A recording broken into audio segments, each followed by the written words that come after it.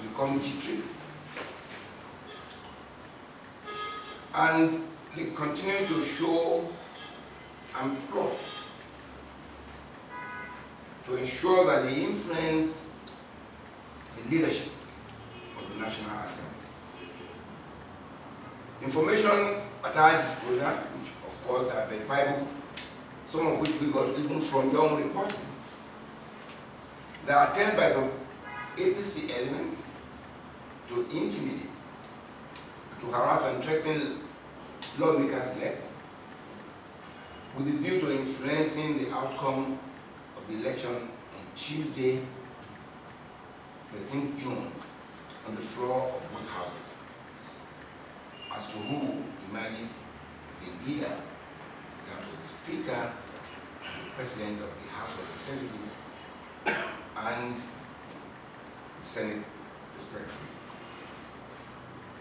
Reports from the public space indicate of plots in terms of the harassment, in terms of actually to arrest some people.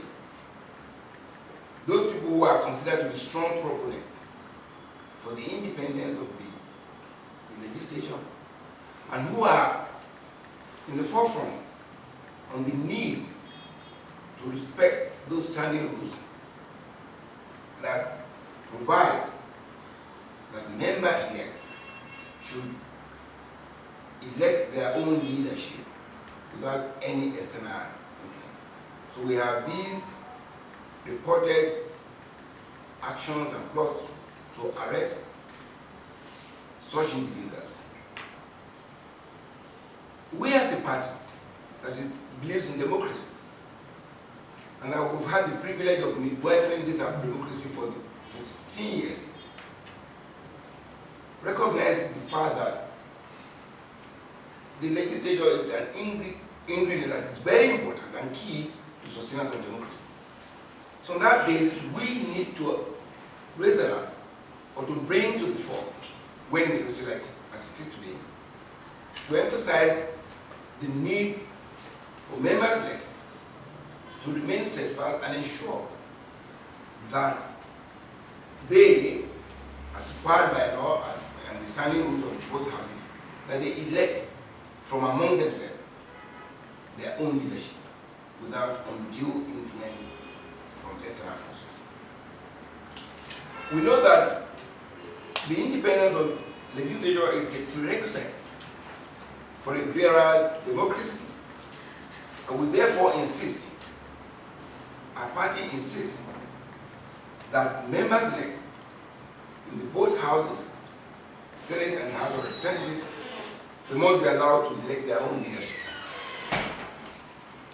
It is important to say this, and this is important and very critical to our own democracy, that the National Assembly is the symbol of the sovereignty of the people in a participatory democracy. Because what sovereignty? Sovereignty resides in the people. And how do you express that? Is by electing people to represent you at the National Assembly in both houses, and through them they can speak for the people. And whatever decision they are taking is on behalf of the people. So the sovereignty resides in the National Assembly through members-elect, and of course when they are sworn in becomes members of the House of Representatives and of course senators. Fundamental to this sovereignty is the choice of the presiding officers, because that's how you establish that sovereignty.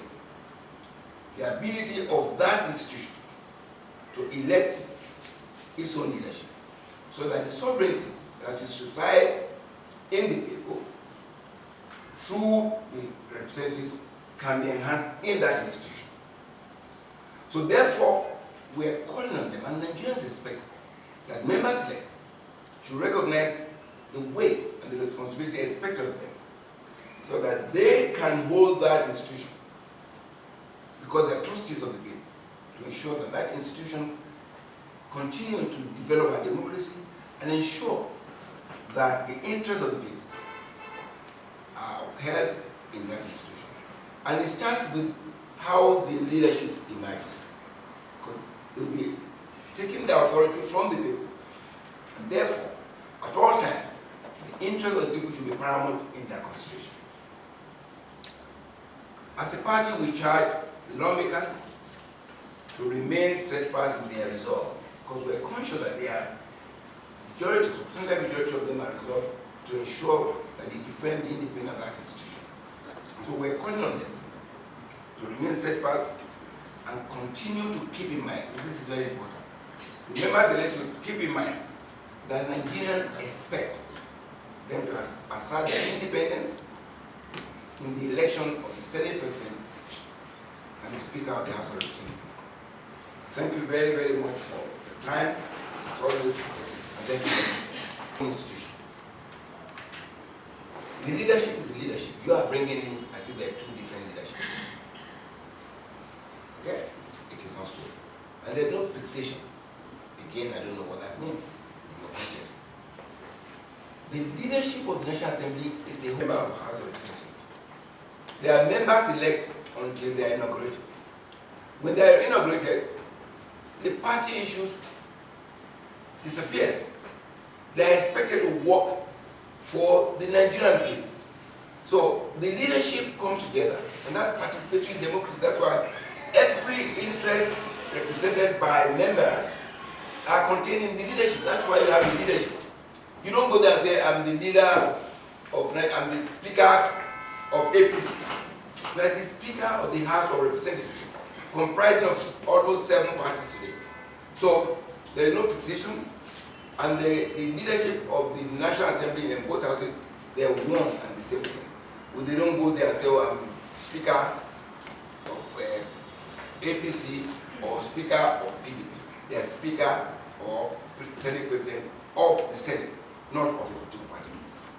MPS, sir, I have a question. Again, you're asking me to say exactly what I said should not be done. We have said our party is interested in the sustenance of democracy.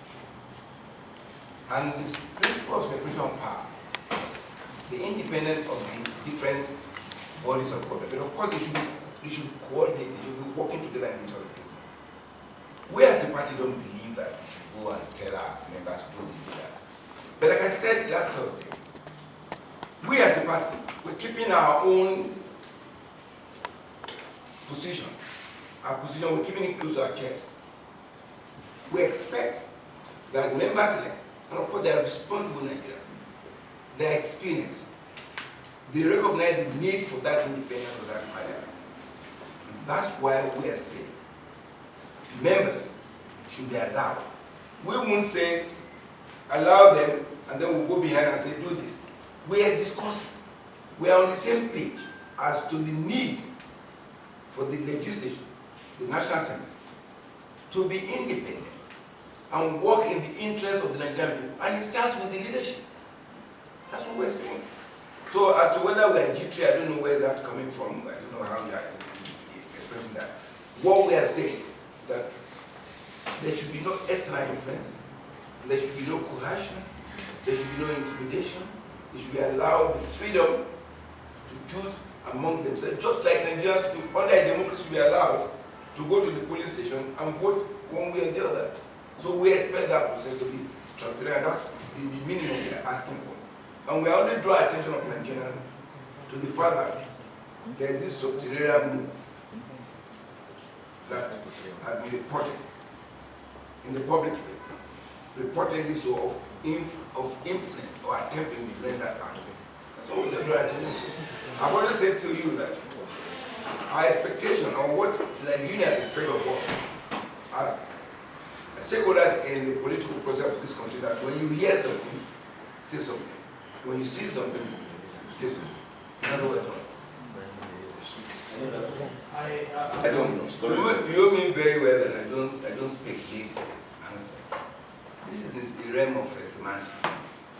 Unfortunately, I'm not a governor or a governor-elect, so I'm not a governor or former governor, so I probably won't be able to answer that question. But I can tell you that I'm not speaking for the president.